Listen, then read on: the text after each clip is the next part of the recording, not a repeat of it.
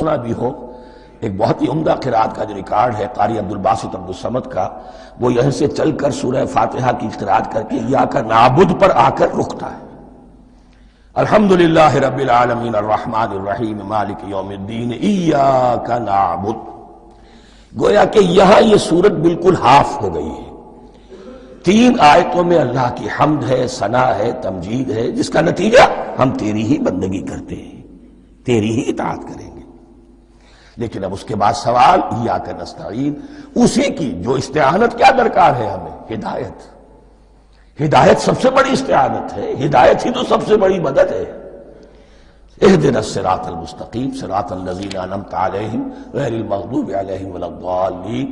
یہ ایاک نستعین کے حق کے ساتھ یہ 3 آیتیں آ گئیں۔ اہدنا الصراط المستقیم صراط الذین انعمت علیہم غیر المغضوب علیہم ولا الضالین۔ قسمت الصلاة بینی و بین عبدی نصفین فنصفها لی ونصفها لعبدی ولعبدی ما سأل۔ اللہ تعالیٰ اس سورہ فاتحہ کا جو اصل مفہوم ہے وہ بھی ہمارے ذہنوں پر، ہمارے شعور کی سطح پر اسے اجاگر کیے رکھے، ہمیں توفیق دے کہ جب بھی پڑھیں، جب بھی سنیں تو وہ کیفیت اگر ہو جائے۔ اس لیے کہ ایک حدیث ہے کہ الصلاۃ معراج المومنین، نماز تو اہل ایمان کے حق میں معراج کے درجے میں ہے۔ اس حوالے سے ہم یہ سمجھ سکتے ہیں کہ کوئی وقت ایسا آ سکتا ہے کہ انسان کو واقعتاً، روح انسانی واقعتاً اللہ کے یہ جواب سنے۔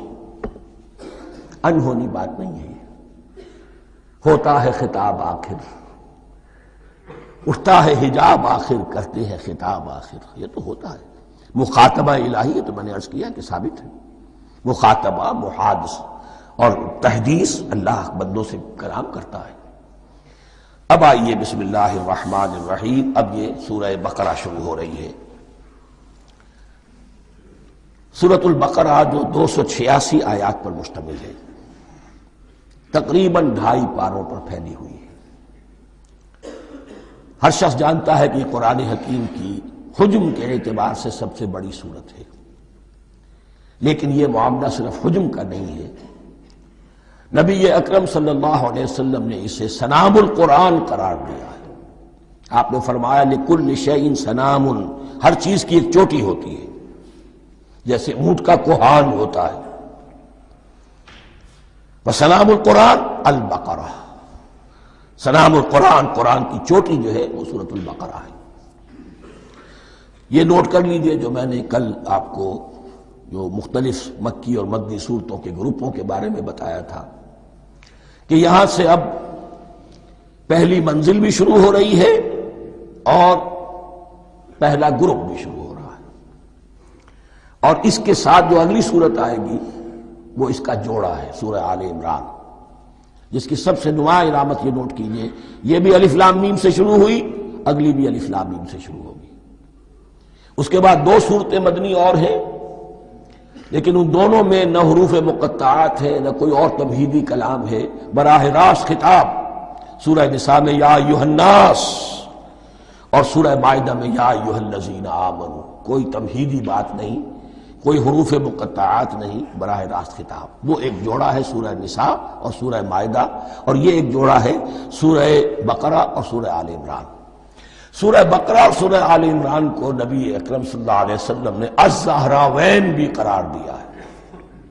زہرا کہتے ہیں بڑی روشن چیز کو، یہ حضرت فاطمہ رضی اللہ تعالی عنہ کے نام کے ساتھ آتا ہے، فاطمۃ الزہراء، تو زہرا بہت روشن، دمکتی ہوئی شے۔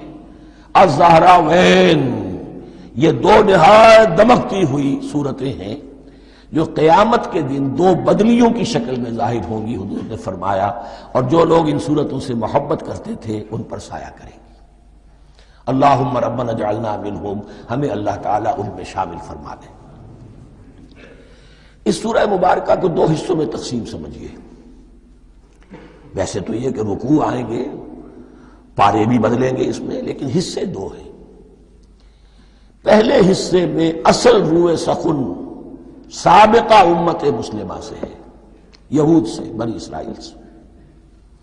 دوسرے حصے میں اصل خطاب موجودہ امت مسلمہ سے ہے، امت محمد سے صلی اللہ علیہ وسلم۔ پہلے حصے میں 18 رکوع ہیں لیکن آیات 152 ہیں، دوسرے حصے میں 22 رکوع ہیں لیکن آیات 134 ہیں۔ گویا کہ اس سے آپ کو توازن نظر آئے گا کہ اگرچہ ادھر رکوعوں کی تعداد کم ہے 18 لیکن آیات کی تعداد زیادہ ہے 152، دوسرے حصے میں رکوعوں کی تعداد زیادہ ہے 22 لیکن آیات کی تعداد 134۔ اسی لیے اس کا ایک نام میں نے تجویز کیا ہے، وہ اس لیے تاکہ کچھ حقائق آپ کے ذہنوں میں ان ناموں کے حوالے سے بھی انشاءاللہ محفوظ ہو جائیں گے۔ سورۃ الامتین، دو امتوں کی سورت، اس لیے کہ تقریباً نصف اس کی ساری بحث جو ہے، مرکزی بحث، وہ سابقہ امت مسلمہ بنی اسرائیل، اور دوسرا نصف اس میں سارا خطاب وہ ہے موجودہ امت مسلمہ یعنی امت محمد صلی اللہ علیہ وسلم۔ اس کا جو پہلے 18 رکوع ہے یا پہلا حصہ ہے، اس کے اندر ڈویژن فردر ہوگی ورٹیکل، عمودی، پہلے 4 رکوع، پھر 10 رکوع، پھر 4 رکوع۔ لیکن جو 22 رکوع ہیں دوسرے حصے کے، دوسرے نصف کے، اس میں ڈویژن جو ہے جو ہاریزونٹل ہے، وہ افقی تقسیم ہے، عمودی نہیں، افقی، وہ میں بعد میں بیان کروں گا جب ہم وہاں پہنچ جائیں گے۔ ان کو پہلے سمجھ لیجئے، اس پہلے حصے کی جو تقسیم میں نے کی ہے، پہلے 4 رکوع، پھر 10 رکوع اور پھر 4 رکوع۔ پہلے 4 رکوع یوں سمجھیے کہ پورے قرآن مجید کے لیے اس کی حکمت اور فلسفے کا جو حصہ مکی قرآن میں بیان ہو چکا تھا اس کا خلاصہ ہے۔ جب یہ سورت نازل ہو رہی ہے تو یہ تو مدینہ میں حضور تشریف لا چکے ہیں، 12-13 سال جو ہے گزر چکے ہیں، اور ان 12-13 سالوں کے دوران 2/3 قرآن نازل ہو چکا ہے۔ اس میں جو بھی حکمت، فلسفہ اور بنیادی دعوت، یہ جو چیزیں مکی قرآن میں بیان ہوئیں، ان کا خلاصہ نچوڑ نکال کر یہاں 4 رکوعوں میں رکھ دیا گیا۔ اگرچہ ان میں بھی جب گہرائی میں آپ دیکھیں گے تو روح سخن جو ہے وہ بنی اسرائیل کی طرف ہے، وہ میں بعد میں عرض کروں گا، لیکن اضافی طور پر یہ سمجھ لیجئے کہ پورے مکی قرآن کے حکمت اور پیغام کا خلاصہ ان 4 رکوعوں میں۔ پھر 10 رکوع ہے جن میں براہ راست خطاب ہے سابقہ امت مسلمہ، یا بنی اسرائیل۔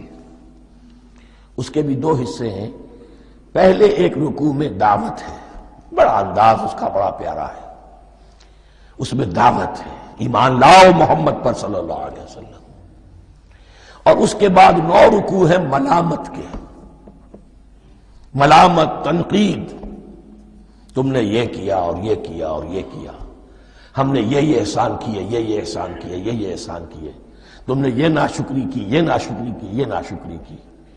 اور اس سب کا نتیجہ آخری 4 رکوعوں میں ہے کہ اب تمہیں اس منصب سے معزول کیا جا رہا ہے جس پر تم 2000 برس تک 2000 برس تک فائز رہے ہو، اور تمہیں ہٹا کر اب ایک نئی امت محمد کی شکل میں جو وجود میں آ چکی ہے صلی اللہ علیہ وسلم، اسے اس پر فائز کیا جا رہا ہے۔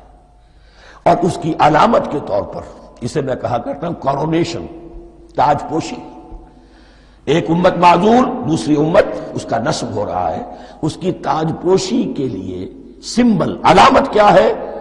قبلہ تحویل، وہ قبلہ یروشلم سابقہ امت کا قبلہ اب ادھر رخ نہیں ہوگا، اب اہل توحید کا قبلہ یہ مکے کی طرف ہوگا، بیت اللہ کی طرف ہوگا۔ تو تحویل قبلہ کا مضمون ہے جو ان 4 رکوعوں میں آتا ہے۔ تو یہ میں نے تھوڑی سی تمہید جو ہے آپ کے سامنے رکھ دی ہے۔ اب بسم اللہ کیجئے۔ بسم اللہ الرحمن الرحیم، الف لام میم۔